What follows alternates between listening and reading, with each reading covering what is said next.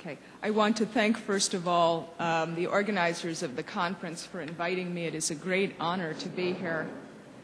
I am going to talk about the discourse of torture, and the difference it makes.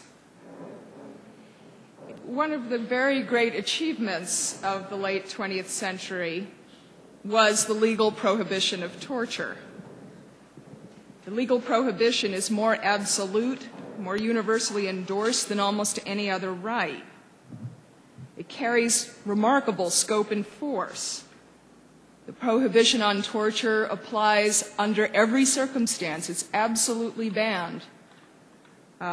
It requires criminal prescription of torture as a universal jurisdiction crime without a temporal limitation period. Outsourcing, collusion in torture is also forbidden by sending people to other states that may torture. And of course, related acts of cruel, inhuman, and degraded punishment are also prohibited. This normative strength is astonishing in light of the widespread and persistent occurrence of torture throughout the world. So we haven't eliminated torture, we at least had an excellent prohibition. But this norm is under attack, and that's what I'm going to talk about mostly today. The norm shaped our strategies towards torture prevention. Once you outlawed torture, then you shift your attention to exposing when it happens and enforcing the law. If you take a look at the homepage of the Association for the Prevention of Torture, which you've all mentioned, you'll see this approach. It stresses getting the right legal framework in place, monitoring detainees, and reforming detention practices. And this is, in fact, the general approach of human rights commissions and human rights advocates, international treaty bodies, and special rapporteurs. And I don't want to suggest that it's outdated, but I do think we have to recognize it's now insufficient. Under the flag of counterterrorism, some states are challenging the norm itself. They're putting out new definitions of torture, and they're arguing for its necessity and justification in exceptional cases. This new discourse endangers the consensus on the norm, and it does much more than the persistence of actual cases of torture do. Interpretations thrown into doubt. Enforcement is derailed by the interpretive struggle. And the new discourse facilitates direct practices. It encourages experimentation with new borderline techniques. How far can we go until it's torture? It improves the chance of impunity. It undermines protections for detainees. And of course, it supports outsourcing torture as well. So we have to do some new thinking about how to prevent torture. To recover the consensus on the absolute and underaugable character of the norm means you have to think more comprehensively. We have to take into account how fear and strong social values contribute to the appeal of torture, and also how torture is a project that requires a lot of different hands. It's not enough to say that torture is illegal or torture is wrong, although of course it's important to say that. We have to enter this discourse. We have to expose it and disarm it, and we have to change it. Maybe you've guessed I'm an activist. Now, I'm going to apologize here for a moment because the rest of my talk about talk is going to be about how we talk about torture in the United States right now. And not everything that I'm saying will necessarily have direct application to Brazil. But I think that you will probably find some common themes and styles that you can use to think about the situation here and elsewhere. All right, so first I'm going to talk about the torture discourse. Torture is a discourse on many different levels. The most basic way is that torture is a communication between the torturer and the victim. Elaine Scarry put it like this, that torture is violence coupled with a question. And we could add it's also pain coupled with a response. It's a dialogue of power and fear. And the communication doesn't stop there, of course. The torturer wants to instill fear and exert control over a wider community. It's theoretically possible for torture to be a very, very intimate, secret act. But we know that in practice it's hard to keep these kinds of secrets indefinitely or keep the circle of knowledge very small. And there's usually not much incentive to do so. Even when officials deny that they're torturing, they still want to project fear. Torture not only destroys the victim's humanity, it makes the person tortured into something else. It makes that person into an externalization of the torturer's fear or disgust or anger. Torture is a way for the torturer to express a definition of the other, or a definition of his craft, or to create group solidarity. We are not like them, those tortured people, those disgusting masses of pain. So the idea that torture can somehow be very clinical or unemotional or very calibrated, I think ignores social and emotional reality.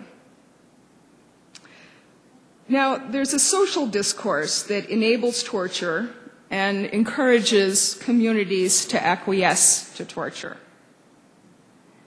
The most basic part of it is disassociating society from the torture victim. You have to make some human beings into objects of destruction. And to do this, you have to make them less than human. You have to portray them as exceptionally threatening, as degraded, as morally repulsive, deranged, infected, incorrigible, some or any of this. Now, in the United States, these people that I've just described are currently terrorists, but more specifically Islamic fundamentalist terrorists. If you sit in an American airport, a United States airport, and you watch how the security people screen, you'll see immediately that skin color and national origin and religion are all used as markers to choose who they search.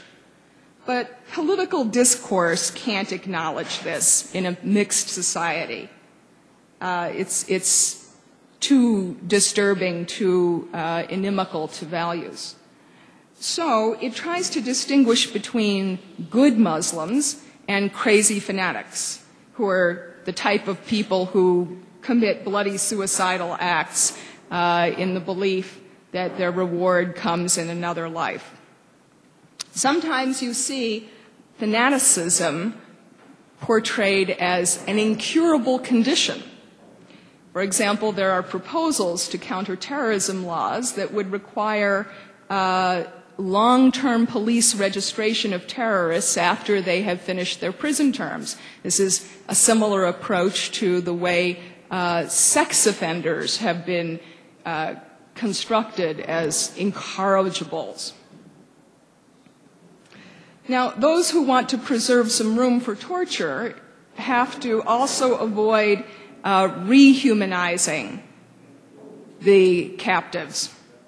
So, for example, detainees at Guantanamo Bay had to be kept from having lawyers or having courts to appeal to. Most of them are not allowed to contact their families, even though it's completely reasonable that contact with their very upset relatives would encourage them to be maybe cooperative or remorseful instead of suicidal and defiant. Detained minors at Guantanamo had their status as children ignored or thought irrelevant. So, for example, government lawyers recently argued publicly that the military commissions could, in theory, execute even 7-year-old unlawful enemy combatants. Can you imagine being the lawyer arguing that? But it's been done. The pain of torture also has to be obscured to encourage acquiescence and tolerance of the harsh practice. And you still want to preserve a bit of the smell of fear.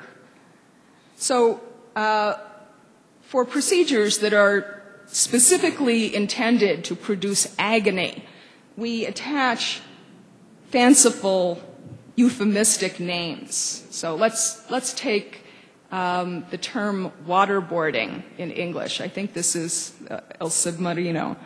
All right, but waterboarding in English sounds like a fun sport. Maybe you go do it at the beach.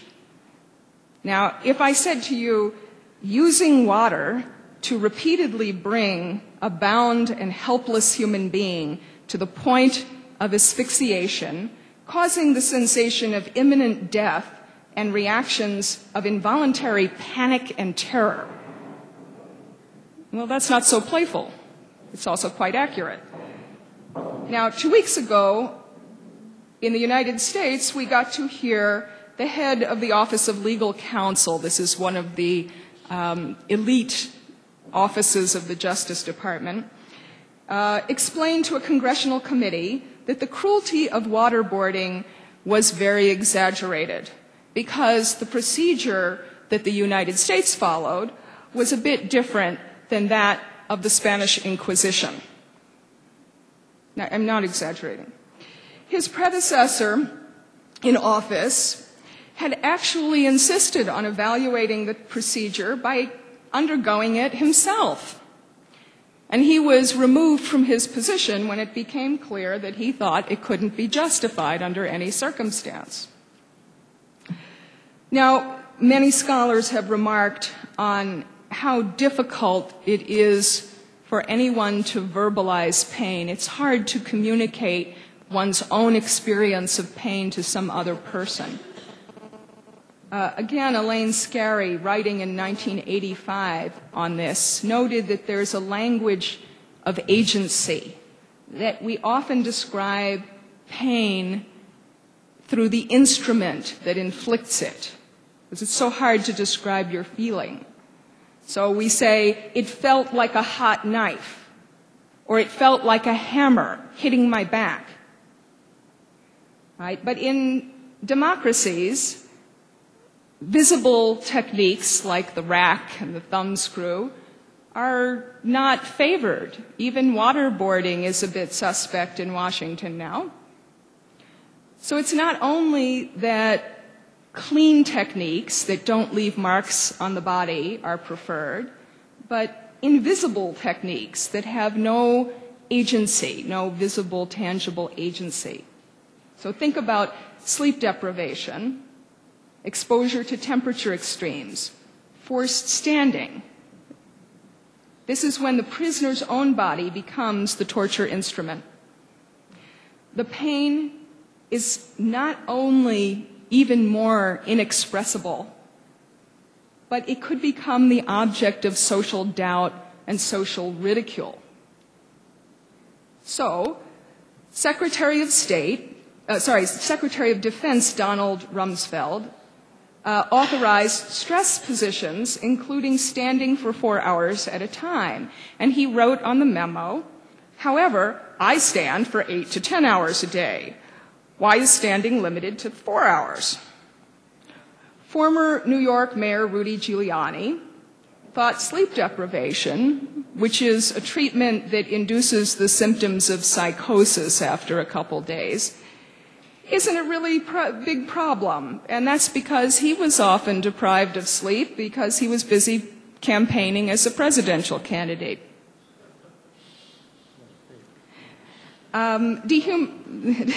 Dehumanizing, I mean, I don't have to make any of this up. It's just been, this has been in the last few months. There's such riches out there. All right, so dehumanizing the victim, denying or concealing the pain or even the fact of torture, this is standard and social sciences have found these are always present when you're trying to get some people to torture other people. But there are new elements to the discourse that are really aimed at destroying the norm of against torture, and I want to highlight those. So one is one that you've all discussed, the very popular ticking bomb scenario. The idea that there is an exception to the rule against torture. And you hear this from politicians, and you hear this from academics, and I don't know, does the television show 24 play in Brazil? Yes, so you can watch Jack Bauer, on a weekly basis torture people to save the United States from, ticking bombs of every sort. I'm going to say that it's been attacked, and I think rightly so, as morally flawed and logically and empirically doubtful. But I don't think that's where its power comes from. I think it comes from the fact that the ticking bomb is an emotional shorthand. It's a complex metaphor as to why torture should be acceptable. Social psychologists believe that there are many values, such as communal solidarity, purity, aversion to willfully inflicting harm on helpless people, fairness, a sense of duty, a sense of respect for authority. These kinds of values are found in almost every human society and are very deeply entrenched in us. They carry what I think of as a tidal pull on our emotions, and they can even override or shape our logic. There's interesting research on this, on moral dumbfounding, it's called. Then there are cognitive linguists, like George Lakoff, who point to metaphor and narrative as the building blocks of human thought.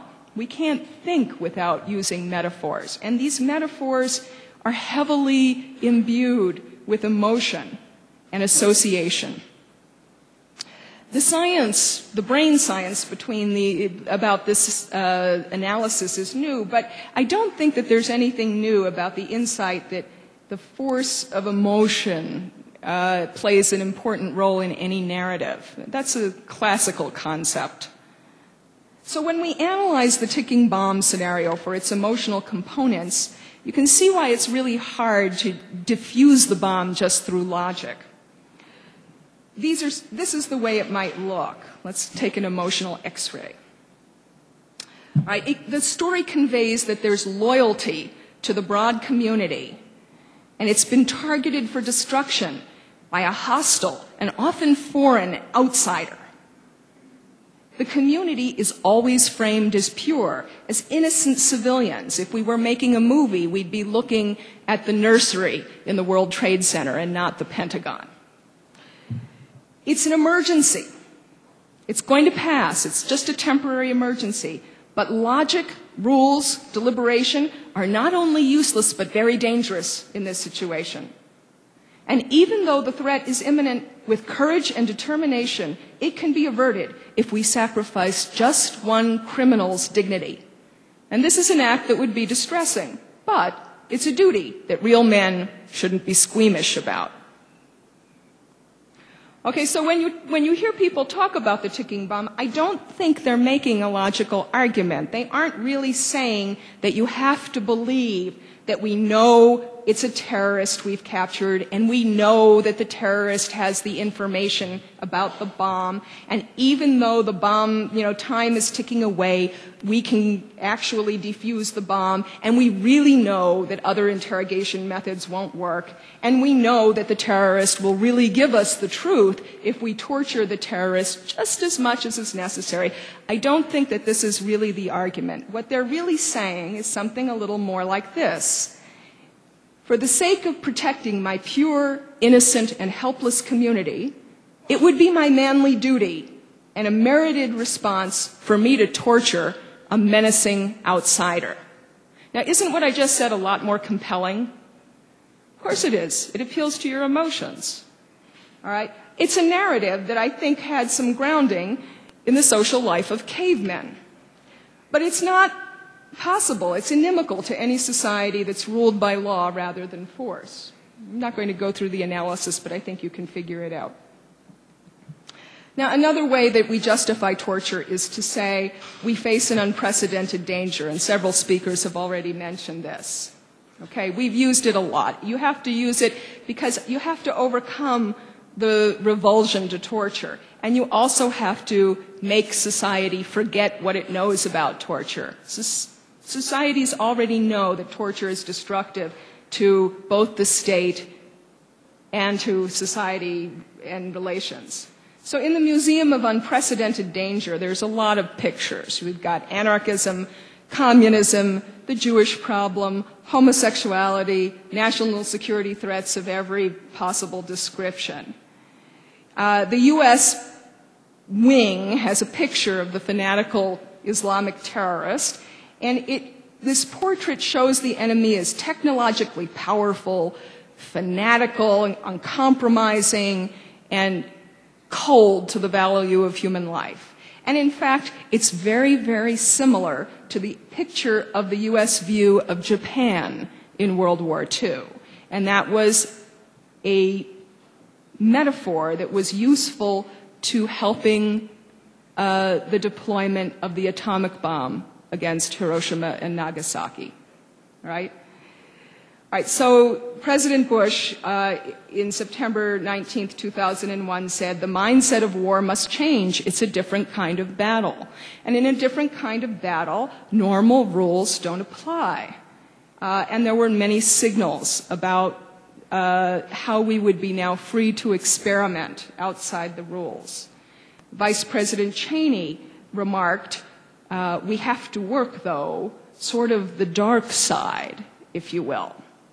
Now, in case you don't immediately understand what the dark side is, he went on, a lot of what needs to be done here will have to be done quietly, using sources and methods that are available to our intelligence agencies. If you're still not certain, he said, it's a mean, nasty, dangerous, dirty business out there, and we have to operate in that arena. I think many people would get the drift. And then Cofer Black said to Congress rather early on, a wonderful metaphor for the torture policy, after 9/11, the gloves came off. Now, the gloves metaphor comes from boxing, right? If you're boxing, the rules say you have to wear gloves so that you don't unduly hurt the other guy. So the U.S. was fighting dirty, outside the rules, in a way that was meant to inflict pain. Now, to this kind of denial, the Bush administration added a new feature, and that was trying to formally redefine torture itself. And I think I'm going to skip over the mechanics, but very quickly, there was the step of saying the Geneva Conventions didn't apply to the terrorism prisoners. Well, if the laws of war don't apply, maybe human rights law applies. But no, the Bush administration says human rights law and the Constitution don't apply abroad. Well, what about the people that they bring to the United States? Well, people in the Justice Department said, the president has this extreme power. When he is commander-in-chief, he has to be free to act in defense of the national security and can't be bound by things like prohibitions against torture.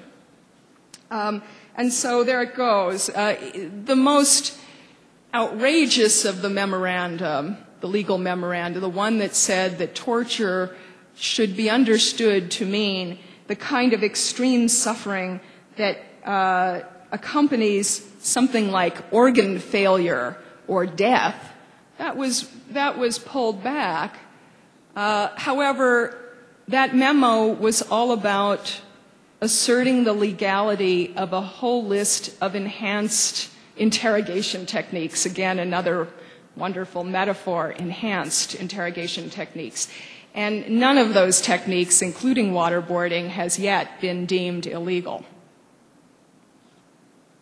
I'm going to fast forward a bit to the practices that the discourse supports. Martha Huggins, I believe, will speak later. And one of her most important contributions to the literature on torture is how she emphasizes that torture is a system. It's not an aberration in a system. The discourse that I'm talking about is key to creating and maintaining a system. To keep a system running, you have to mobilize a lot of different social sectors and to obscure how they perceive their role in the system of torture. People like, am I done? Good. People like Michael Walzer have recognized the dilemma of what he calls the suffering servant. This is the person who must consciously behave in unethical and unlawful ways for the greater social good. Nobody wants to be a suffering servant, though. When someone asks you, what do you do for a living, you don't say, well, I help facilitate torture, right? So you have to do other things. You have to have other rationales. Militaries and police have to modify their concept of honor and get their members more used to brutality. Intelligence services have to rely on torture to the detriment of higher interrogation skills. You have to enlist medical professionals to monitor and even direct pain, but tell them that they are there to make sure that extremes don't occur. At each level, you have to justify the change and make it seem necessary and even good to those involved. So you have to repeat and internalize the story of the evil enemy, the terrible threat, the goodness of the community, the emergency. And then you have to portray the actions in the most kind light. You have to show that they're patriotic, or they're therapeutic, or they're strictly limited, or they're absolutely inevitable. All right, I'm skipping more. Now, as pro-torture discourse proliferates and normalizes, it's really hard to register outrage and have it covered as newsworthy or even reasonable. Yeah, I had a cartoon. I don't know if we can put it on the screen. It's one of my favorites, and it's on the door of my office. Anyway, I'll start describing it. You can see the faces, so you'll get the sense. All right. In the cartoon, there are two clean-cut, nice conservative guys, and they start off telling a pollster they're definitely against torture. However, they have to adopt a more nuanced stance following unfortunate revelations, like Abu Ghraib. I don't know if you can really define sodomy with a light stick as torture. It sounds like another harmless fraternity prank to me. When a new guy says, gosh darn it, torture's wrong, the other two snap back, oh, been reading Marx and Engels again, have you? And by the end, one is proposing we should strap detainees down and force them to eat their own livers. And the other one says, hey, whatever it takes to defend our fundamental American values. Now, you think this is very overdrawn, but as a little test, I put into the Google search engine the remarks of Senator Kit Bond, who is the vice chairman of the Senate Intelligence Committee, and when he was asked on the nightly news whether he thought waterboarding was torture, he said, there are different ways of doing it. It's like swimming. Freestyle, backstroke. Now, if you do this, you find no print media reporting on this. There's a bit of blogging. Why? Kit Bond is boring. He's boring. Vice President Cheney 1 year ago said that if it could save lives, a little dunk in the water was a no-brainer. Prevention. So we're not at a point when we can rely on the consensus against torture. One basic way we have to go back is we have to fight against the concealment and the trivialization. And this is hard because, as I said, torture is more and more invisible, and the victims in the United States, these high-level terrorist detainees, are a lot less appealing as objects of sympathy. But you can still do it. All right? There are their lawyers, their families, and there are proxy figures for their suffering, such as U.S. fighters who have experienced similar treatment. We have to fight and change the frame on the torture that it's a dirty job but a necessary one. Okay, we have to, when Jack Bauer or Clint Eastwood or others say that you have to get your hands dirty so to keep everybody else safe, they're framing objectors as cowards and hypocrites.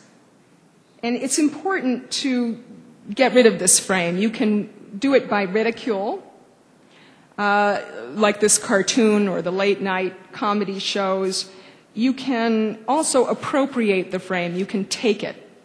And you can use it for the opposite view, such as when a macho torture victim like John McCain, a decorated war hero, says that our practice of torture is going to endanger the military. Or when McCain says, it's not about them, it's about us.